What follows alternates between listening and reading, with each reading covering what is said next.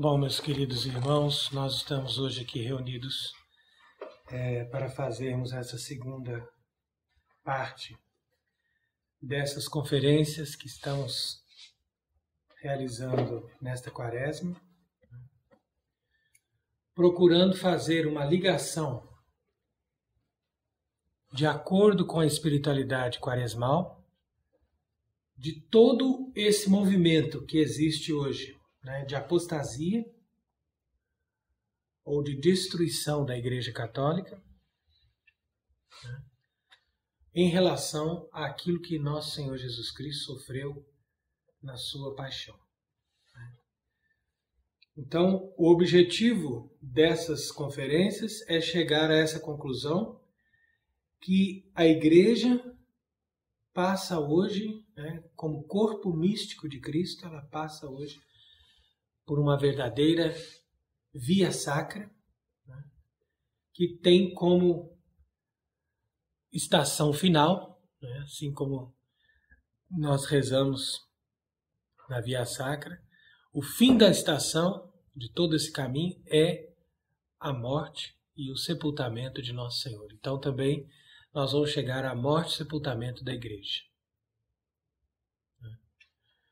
Então, nessa primeira conferência, nós tratamos do tema, vamos dizer assim, mais polêmico e mais espinhoso quando se fala do contexto desta apostasia da Igreja moderna.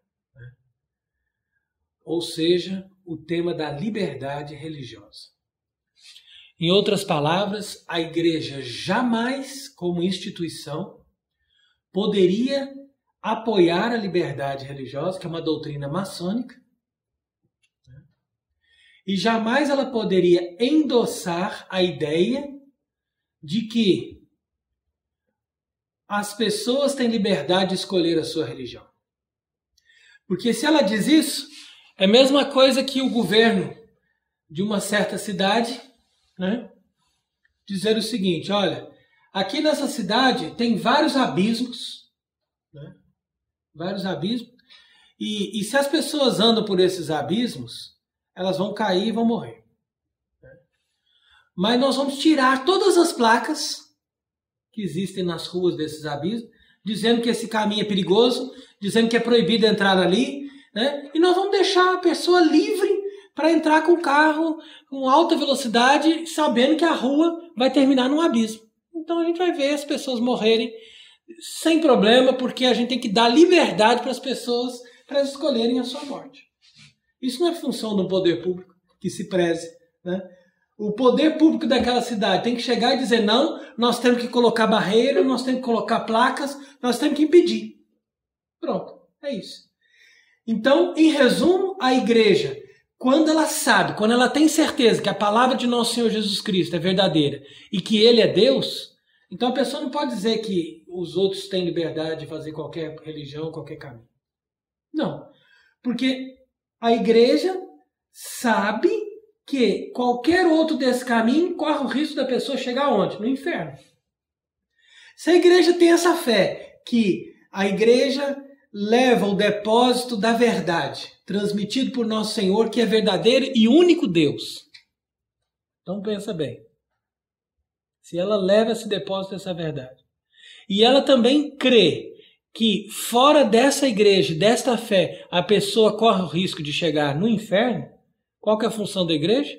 Dizer: é proibido ir por outros caminhos. Porque senão você vai por outros caminhos, você vai chegar no inferno. E não tem nada pior do que o inferno. É muito mais, o inferno é muito mais perigoso do que um caminho que me leva à morte corporal.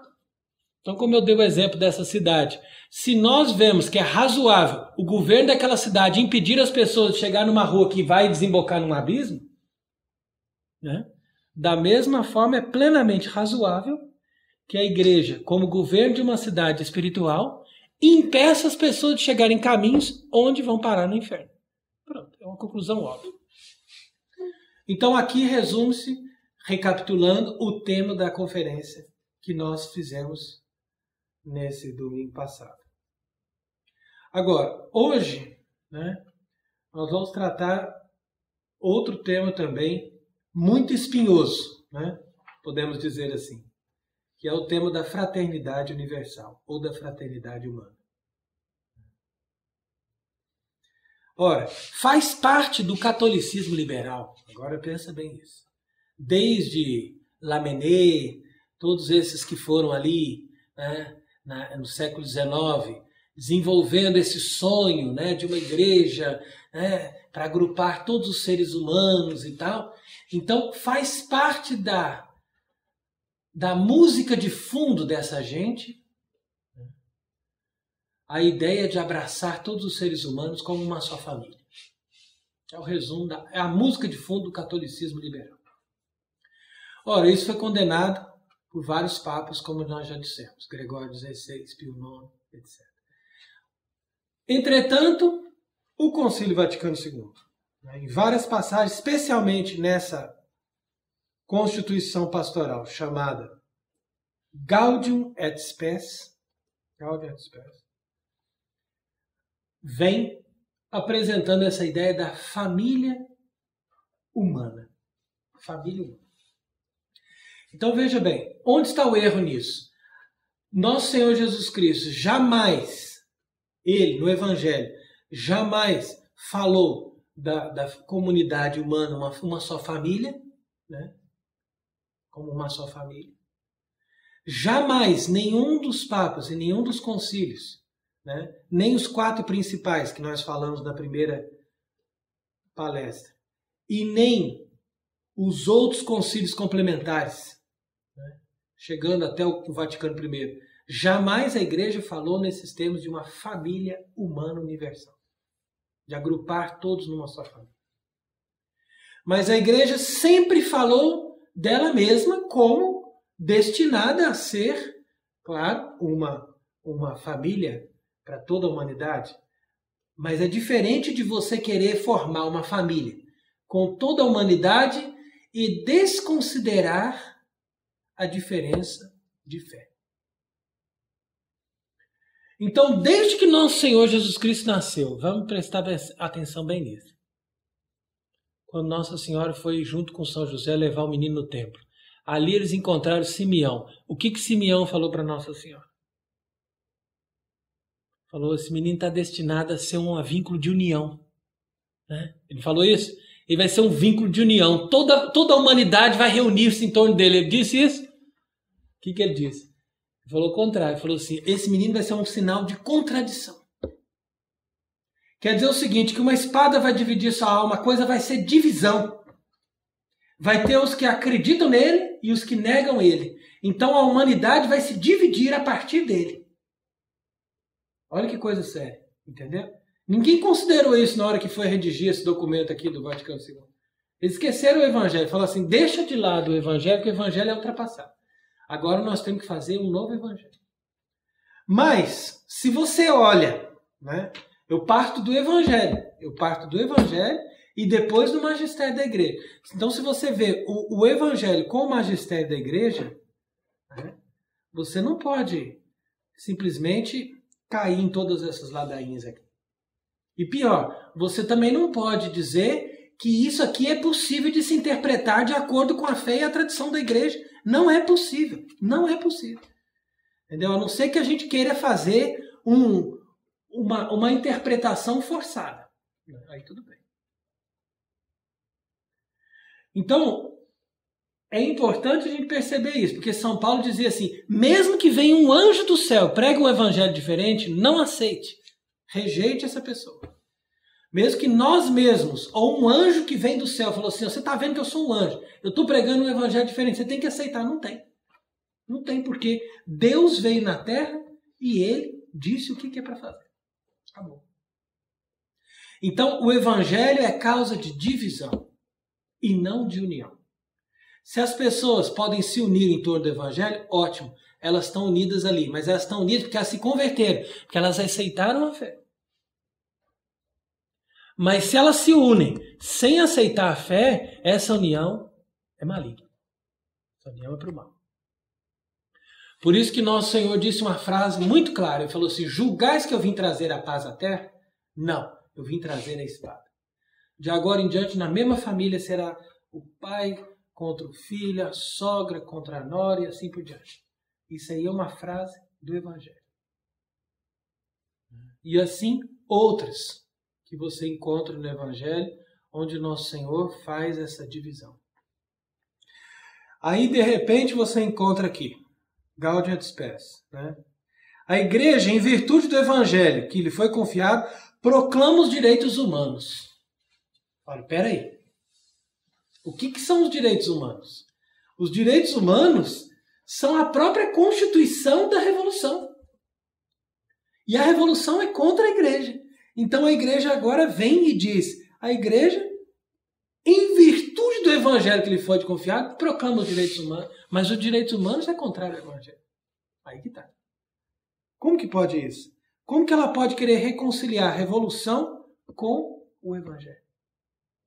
E aí diz ali, ó, e reconhece e estima o dinamismo do nosso tempo, em que se promove esses direitos por todas as partes. Entretanto, se deve empregar esse movimento com o espírito do Evangelho e protegê-lo contra a aparência de falsa autonomia. Né? Tudo bem. Uma falsa autonomia. O que seria a falsa autonomia? Quer dizer que a gente pode viver sem o Evangelho. Isso aqui seria, no entendimento deles, a falsa autonomia. Já que estamos expostos à tentação de crer que só se conserva a plenitude de nossos direitos pessoais quando nos desentendemos de toda a norma da lei divina. Aqui já tem uma verdade. Então é próprio desses textos, né, que são dúbios, né, da linguagem dialética, ou seja, a linguagem do modernismo, ele vai lá, coloca uma verdade, coloca uma falsidade. Tudo junto e mescla aquilo. Quando você lê a frase como um todo, você fala, não, tá bonito, tá bonito, tá bem escrito. Né? Isso aqui nós temos que aceitar. Mas depois, olha aí o que vai dizendo. A união da família humana se fortalece e complementa muito com a unidade da família de todos os filhos de Deus fundada em Cristo. Então aqui uma frase que diz alguma coisa, mas no final das contas não diz nada. Né? Porque o que ele está querendo dizer aqui é o seguinte, que a união da família humana ela vai se fortalecer quando você tem a família dos filhos de Deus, que seria a igreja. Né? Agora, a missão própria que Cristo confiou à sua igreja não pertence à ordem política, econômica ou social. Tá muito bem. Mas uma ordem religiosa. Né? Contudo, essa missão religiosa, ela tem um encargo, uma luz e forças que podem servir para estabelecer e consolidar, segundo a lei divina, a comunidade humana. Isso é falso.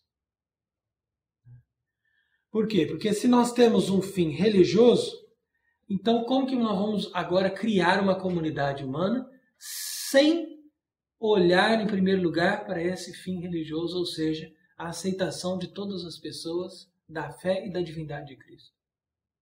Impossível. Então aqui vem essa dúbia, essa dimensão dúbia, né? De tal forma que depois a gente encontra aqui um pouco mais para frente dizendo o seguinte, que o concílio olha com maior respeito aquilo que há de verdadeiro, bom e justo que se encontra em todas as associações da humanidade, né? Que esta humanidade fundou ou não cessa de fundar. E declara, ademais, que a Igreja quer ajudar e promover todas as instituições desse gênero, enquanto ela depende dentro de conformidade com a sua missão.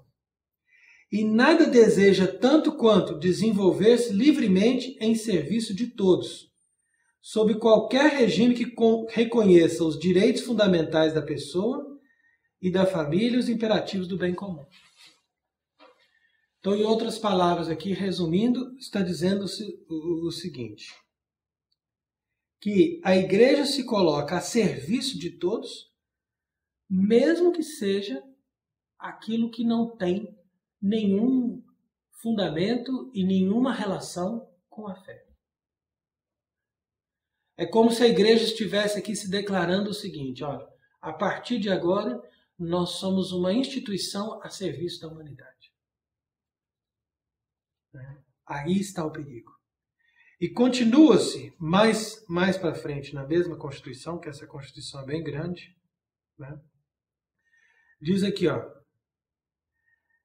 para se construir a paz é preciso, antes de tudo, que se desapeguemos de todos os motivos de discórdia entre os homens, de onde nascem as guerras. Então veja o perigo dessa frase.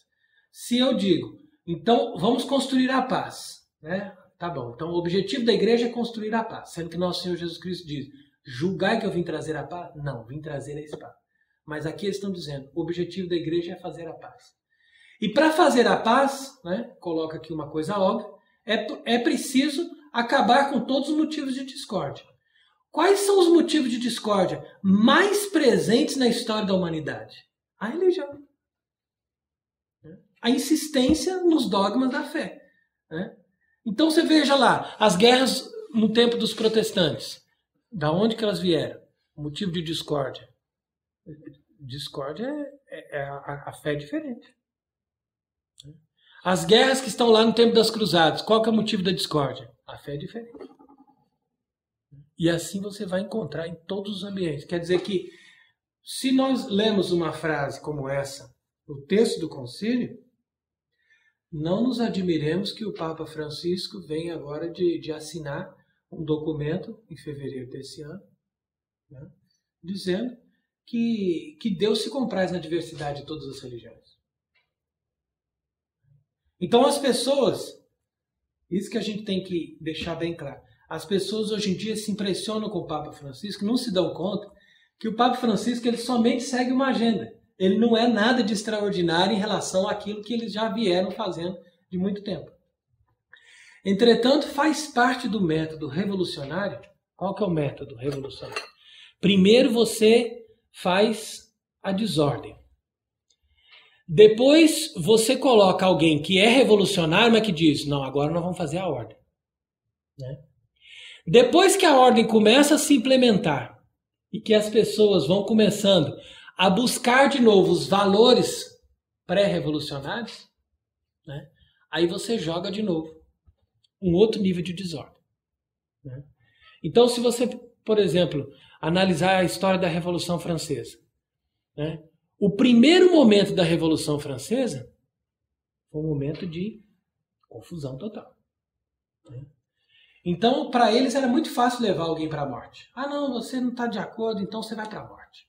E assim foram matando todos aqueles que representavam verdadeiramente um perigo para aquela revolução. Depois que eles terminaram de matar toda aquela gente, aí eles entram e dizem o seguinte, não, esse governo está muito radical, onde já se viu isso? Aí eles matam os próprios líderes daquele governo. Eles foram lá matar. Né? Decapitaram né, esses líderes, Robespierre, né? Depois veio Danton, e foram matando essa gente toda. Quando passou esse tempo aí, né, desse frenesi todo, aí vem Napoleão, porque agora nós vamos fazer uma coisa bem organizada, nós vamos, né, destacar o nacionalismo, a França é importante e tal. Por quê? Porque aquilo ali faz as pessoas voltarem no ego delas. Olha como é que é o método revolucionário. Então Napoleão vai lá e fala assim, não, não somos uma revolução, não, nós somos a França. Entendeu? Nós somos a França. Você não é francês? Você não ama a França? A pessoa, então tá bom. Então vamos apoiar Napoleão. Por que não? Porque ele ama a França. Entendeu? Então você percebe como que as pessoas são facilmente enganadas por essa ideia de que você se apega a uma propaganda de um determinado objeto, né? Ao invés de se apegar na essência, né, daquilo que realmente a gente procura defender, que são os valores da religião, da fé católica. Então foi dessa forma que a própria Revolução Francesa enganou muitos franceses e fez com que eles trabalhassem para a Revolução pensando que eles estavam trabalhando para o bem. Da mesma forma, a Revolução Russa. A Revolução Russa começou ali matando. Depois que eles fizeram tudo aquilo, aí eles mantêm um regime, né, de acordo. Vamos fazer um acordo.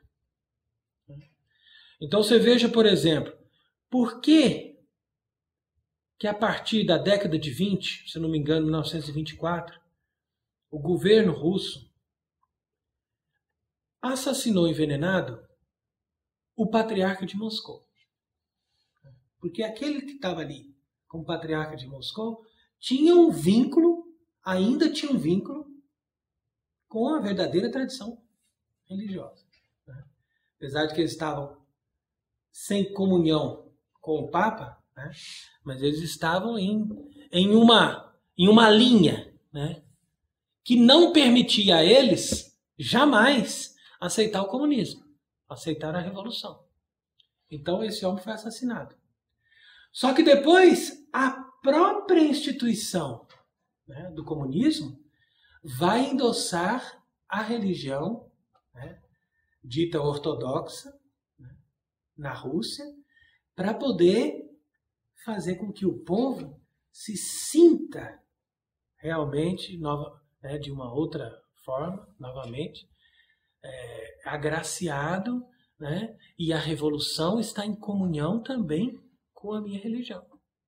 Por que não? Então agora nós vamos ter toda uma hierarquia montada, toda uma estrutura, as igrejas restauradas, e aí você vê a Rússia hoje em dia. Entendeu?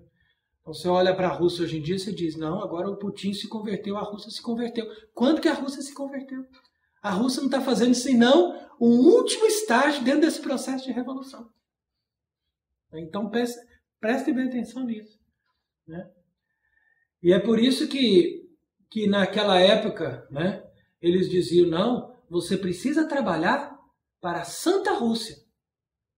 Então a pessoa estava lá dentro do comunismo e estava achando que estava trabalhando para a Santa Rússia. Então a mesma coisa quando nós tratamos da revolução dentro da igreja. A revolução aconteceu no interior do santuário, quer dizer, no interior da igreja, para quê? Para fazer a igreja trabalhar, eu digo a igreja, a estrutura da igreja católica, trabalhar para os ideais da revolução. E assim como o primeiro ideal da revolução, sem dúvida, é a liberdade, como nós tratamos na primeira conferência, liberdade no sentido principalmente religioso, para depois entrar em todas as outras liberdades, né? O segundo passo da revolução é a fraternidade universal.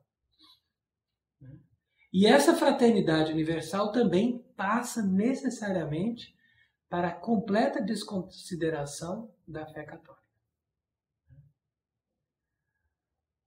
Ora, por que Satanás, ele comandando tudo isso, né, dos bastidores, por que ele faz as pessoas levantarem a bandeira da fraternidade? E por que nós não seríamos a favor de todas as pessoas se amarem, de todas as pessoas viverem sem guerras, né, num mundo mais justo, mais perfeito, onde todos fossem irmãos, né? Como aí a gente canta aí muitas dessas musiquinhas de Ano Novo e momentos de confraternização. Então, quer dizer, nós, por acaso, então, não somos os inimigos da humanidade? Né? Se a gente é contra essa fraternidade universal. Alguém poderia questionar isso. Então, veja aí qual é a explicação para essa questão que podemos dizer extremamente polêmica. Qual é a solução que está na própria Escritura? Na própria Escritura. Vamos encontrar a solução para a própria Escritura. Então vamos ler aqui João, capítulo 17. Quer dizer que essa oração que Jesus fez quando ele estava no Horto das Oliveiras. Então quer dizer que é considerada uma oração solene, né?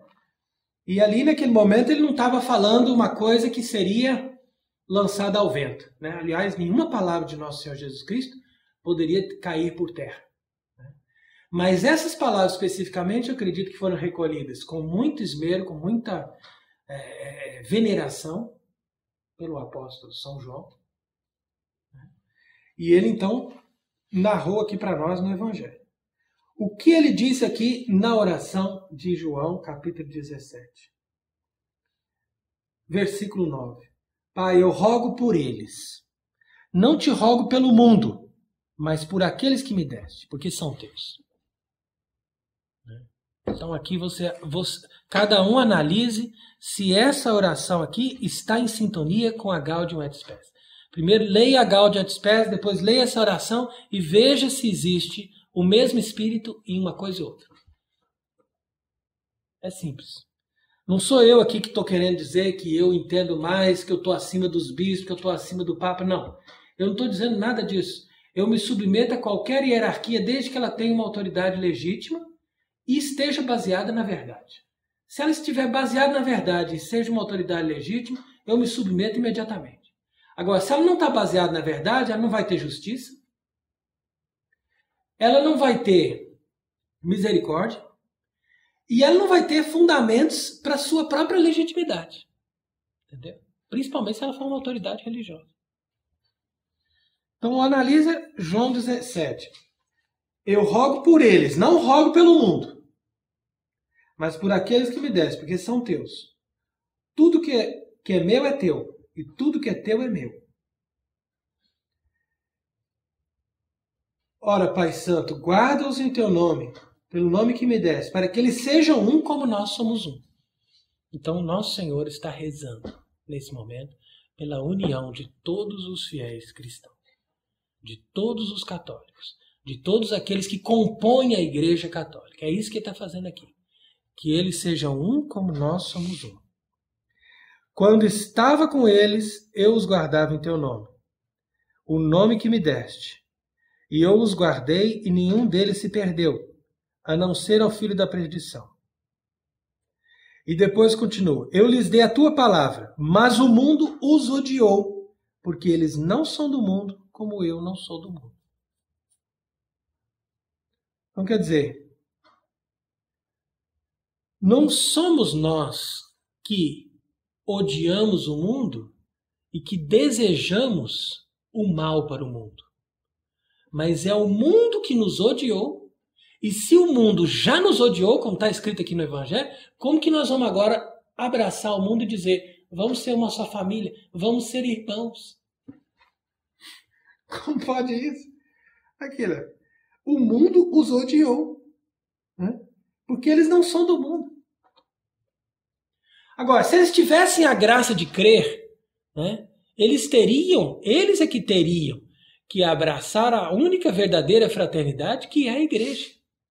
Né? Porque ali nós somos irmãos em Cristo. E essa fraternidade é verdadeira, é durável e é perfeita. Agora, todas as outras fraternidades são hipócritas, são fugazes e são também imperfeitas. Por quê? Porque elas estão baseadas no erro. E as pessoas estão ali em diferentes ideologias. Então agora que a gente entra num tema também bastante polêmico, principalmente nos nossos dias. Eu não sou especialista do assunto, mas posso falar algumas palavras daquilo que eu sei sobre a questão, que é a questão do mundialismo. Então essa fraternidade universal maçônica que a igreja acabou endossando, né? Digo a igreja no sentido da hierarquia, né? Acabou assinando, endossando isso nessa péssima constituição chamada Gaudium et Spes. Então nós entendemos que essa fraternidade universal aqui, ela está em vista de constituir o que chamamos de mundialismo, ou seja, a nova ordem mundial.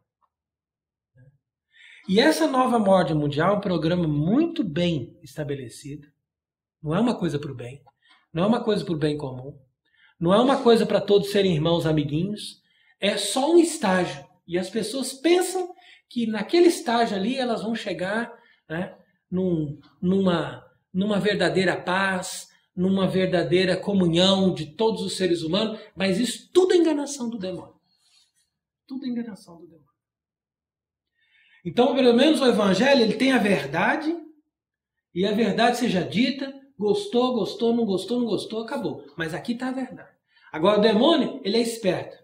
Ele faz a gente acreditar na mentira, né? Como tinha aqueles movimentos hippies lá da década de 60, falar paz e amor, não sei o quê.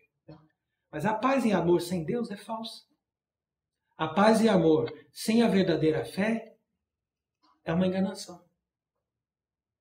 Mas toda essa mentalidade, né? Isso aí é toda uma mentalidade. Hoje em dia, na nossa geração, isso aí já é definido. Eles não precisam mais escutar essas ladainhas. Eles já fizeram isso entrar dentro deles. Se eu chego e falo isso para um grupo normal de pessoas aí por aí, eles vão me apedrejar na mesma hora. Porque para eles já é definido. Todos os seres humanos formam uma só família, nós não podemos fazer divisão e nem sequer querer colocar diferenças entre um e outro. O objetivo dessa fraternidade não é outro senão anular os privilégios da Igreja Católica.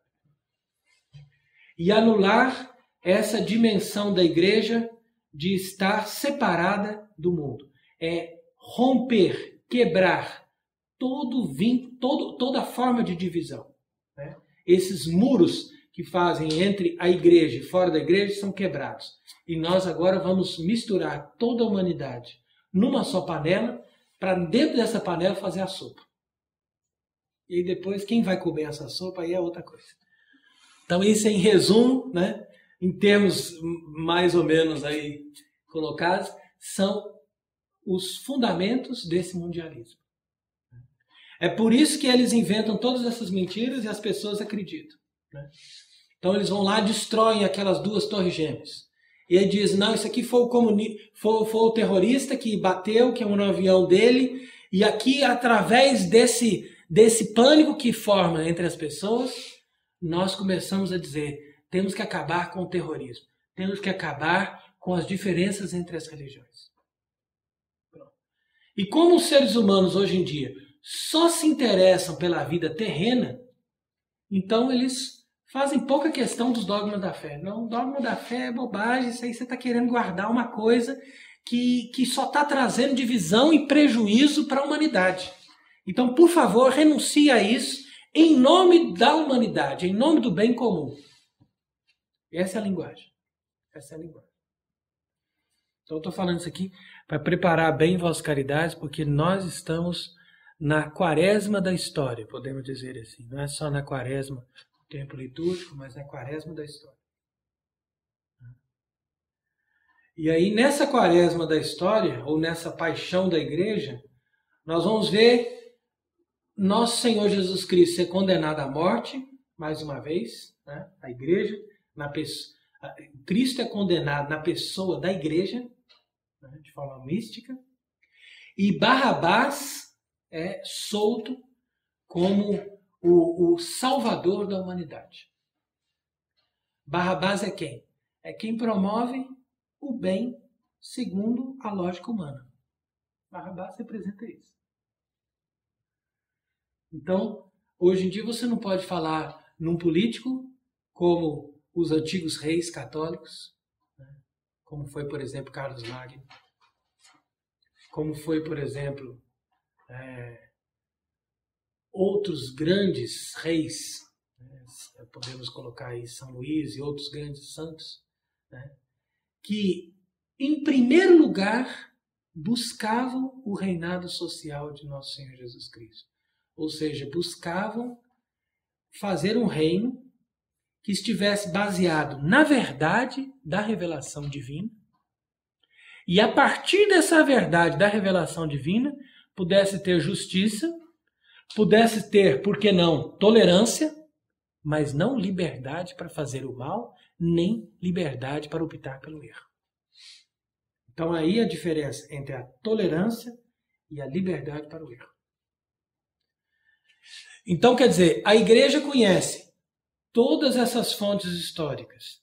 A igreja tem documentos do seu magistério para interpretar todas essas motivações sociais do nosso tempo.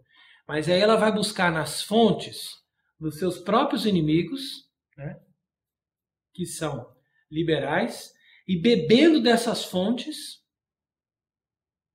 ela vai produzir documentos como esse, né, que não são senão uma declaração de amor pela humanidade. É isso que a Gaudium et Spes faz. Nós amamos o homem, nós amamos a humanidade, então nós queremos que a humanidade esteja acima de tudo, né? E nós estamos baseados no Evangelho. O Evangelho é o amor. Pronto. Aqui eles resumem o Evangelho, mas o Evangelho não é amor sem a fé, né? Veja que São João, lá nas suas epístolas, discípulo do amor, que diz que Deus é amor e tudo mais, veja o que ele diz na sua epístola em relação aos hereges. Olha, essa gente nem sequer cumprimentar você pode. Agora, mas ele não é discípulo do amor? Ele não é o homem que teve acesso ao peito de Jesus, que ele amou tanto, que ele só fala no Deus é amor, mas depois ele vai dizer que não pode nem cumprimentar os hereges? Sim. Por quê? Porque como que você pode ter comunhão entre Cristo e Belial, entre a luz e as trevas, como diz São Paulo? Então é por isso que vem aqui o Salmo 73, que é também, sem dúvida, muito significativo para esse nosso tempo, né? Muito profético, né? Quando ele diz aqui a respeito do que aconteceu, né? Levantaram sua boca até o céu e sua língua percorre a terra. Por isso no alto estão sentados e a sua torrente não os atinge. Aqui não, esse aqui é o Salmo 72. 73 aqui, ó. Volta os teus passos a essas ruínas sem fim. O inimigo devastou tudo no teu santuário. O inimigo devastou tudo no teu santuário. Rugiram teus adversários no teu templo, ergueram seus estandartes como emblema. Então, no templo, quer dizer, lá na sede da Igreja Católica, Roma, né? Ali eles levantaram os estandartes da maçonaria e da Revolução. Então, por exemplo, alguns santos, como por exemplo São Maximiliano Maria Kolbe, né? ele se levantou com zelo para defender a Igreja contra essa investida da maçonaria. Né? Que naquele ano, quando ele ainda era seminarista, estava fazendo uma passeata em Roma para zombar da Igreja Católica. Então, quando os inimigos investiam violentamente contra a Igreja, ao invés de recuar, ela se armava ainda mais. Né? Então, era onde os papas faziam encíclicas que a gente não pode cansar de ler, né? Como aquelas que escreveu São Pio X, aquelas que escreveu Leão XIII, né? Ou mesmo aquelas que escreveu Pio XI ou Pio XII. Né? E, entretanto, cada vez mais, dentro da igreja, surgiam essas pessoas infiltradas que começavam a dizer o seguinte: a igreja tem que parar de combater os outros. A igreja tem que abraçar todas as pessoas como irmãos. Porque enquanto a igreja estiver combatendo os outros, a igreja vai ser uma instituição antipática. E o mundo vai odiar a igreja. E o mundo odiando a igreja vai perder fiéis. E a igreja perdendo fiéis, nós também vamos perder nossa dignidade, nosso cargo, talvez até nosso dinheiro. Então não vale a pena insistir nesse caminho. Vamos por um outro caminho, pelo caminho da reconciliação, vamos abraçar a humanidade. Perfeito. Discurso lindo, maravilhoso. Mas raciocínios humanos. Né? O Evangelho mesmo dizia: o mundo os odiou. Isso aí já está definido. Então não adianta a gente querer fazer amizade com alguém que já nos odeia. Se a gente é aquilo que a gente tem que ser, automaticamente nós vamos ser odiados. Não tem como. Por quê? Porque a palavra de Jesus, ela condena o mundo. Ela condena o mundo. E como que uma pessoa pode se sentir condenada e ao mesmo tempo continuar te amando e te abraçando? Não. Impossível. Então, como diz aqui, olha: entregaram as chamas do teu santuário, profanaram, demoliram a morada do teu santo nome. pensavam, destruamos todos, queimaram todos os santuários de Deus na terra. Não vemos mais sinais para nós, não há mais profetas, e entre nós ninguém sabe até quando. Isso é o Salmo 73. Até quando, ó Deus, o adversário proferirá insultos, e o inimigo desprezará o teu nome até o fim? Porque retiras a tua mão protetora e retens escondida a tua mão direita. Então veja que bonito isso, né? É a pergunta que a gente faz hoje para Deus. Por que que Ele retirou simplesmente a sua mão? E agora nós somos entregues dessa forma a esse castigo violento, né? Que é vermos hoje a igreja nesse estado de humilhação. Então, uma coisa nós temos que ter em mente. Isso é bem claro.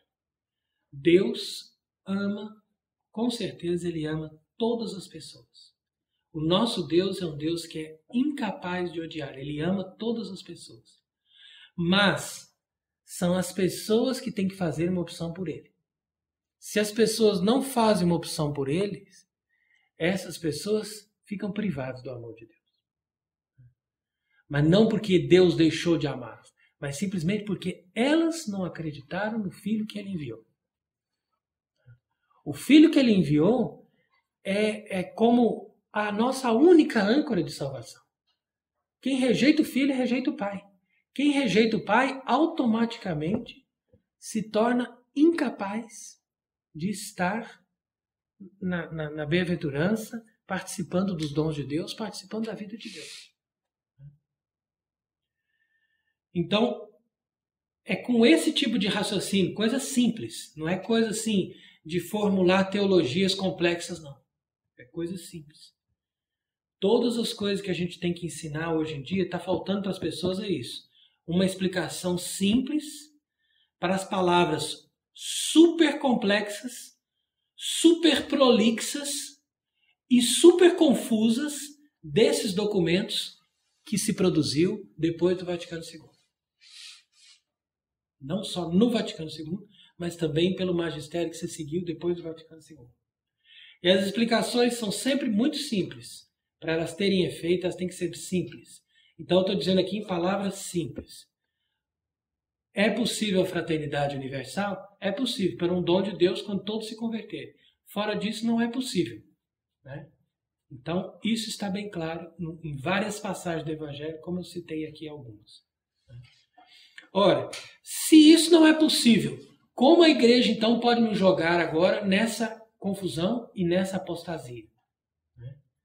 Então, aí vem uma pergunta-chave, porque normalmente as pessoas nos questionam isso. Ah, mas então você é contra o Papa? Então você é contra a hierarquia? Então você está sendo contra a Igreja Católica? Então, cuidado, vamos primeiro deixar bem claras as coisas. Isso eu sempre explico. Isso aí eu nunca vou cansar de me explicar, porque é uma explicação razoável, clara e bem fundamentada. Ora, vamos explicar então isso. Antes de nós termos que obedecer o Papa, os bispos, ou mesmo um concílio inteiro, nós somos obrigados a obedecer o Evangelho. Então, e começa pelo Evangelho. Nossa fé começa pelo Evangelho. O Evangelho é seguido de todas as palavras da Escritura, segundo a interpretação que a Igreja sempre deu. Né? Então, os antigos, mesmo os monges de Lerran, né, século V, século VI, nós vemos ali grandes como São Vicente de Lérins ou Lerran, né? Eles eram grandes defensores da fé, esses monges. Né? O que eles davam como regra de ortodoxia, ou seja, regra da doutrina certa, da doutrina católica? A regra é a seguinte, é crer naquilo que a igreja sempre ensinou e naquilo que a igreja ensina com certeza em todas as partes. Porque se ensina aquilo ali só num canto, não é católico. Tem que ensinar em todos os lugares, com certeza, e sempre ensinou. Isso é regra católica. Então, antes de qualquer coisa, para uma pessoa dizer que ele é católico, ele tem que seguir essa regra.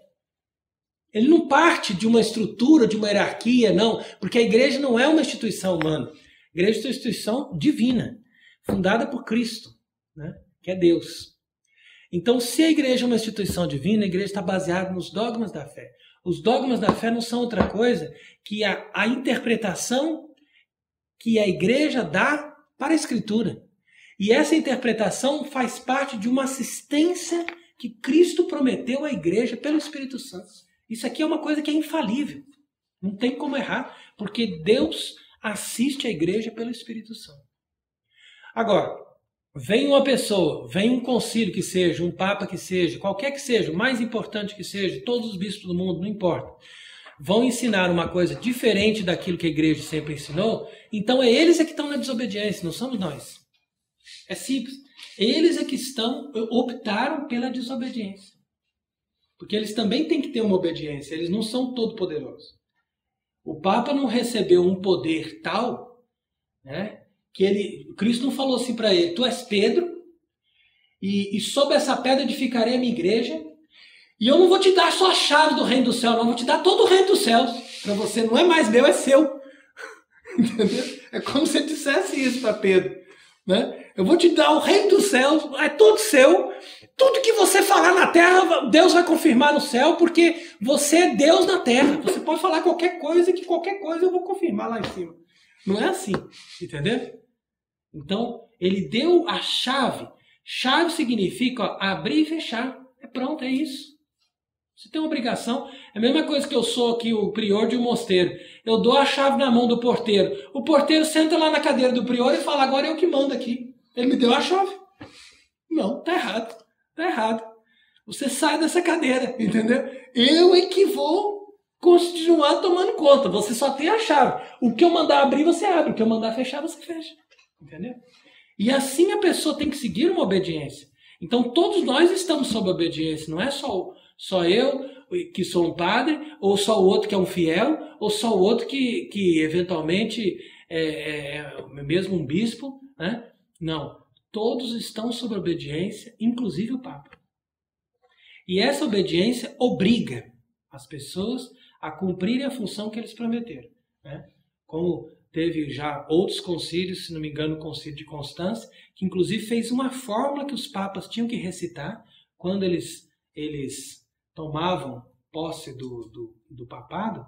Eles tinham uma fórmula que eles tinham que recitar, dizendo: eu prometo defender a fé católica tal e qual foi transmitida pelos meus antecessores, e com isso eu vou dar minha vida por isso, etc, etc. Né? Por que os cardeais, por exemplo, começaram a se vestir com aquela batina vermelha? Isso aí tem um simbolismo belíssimo. Né?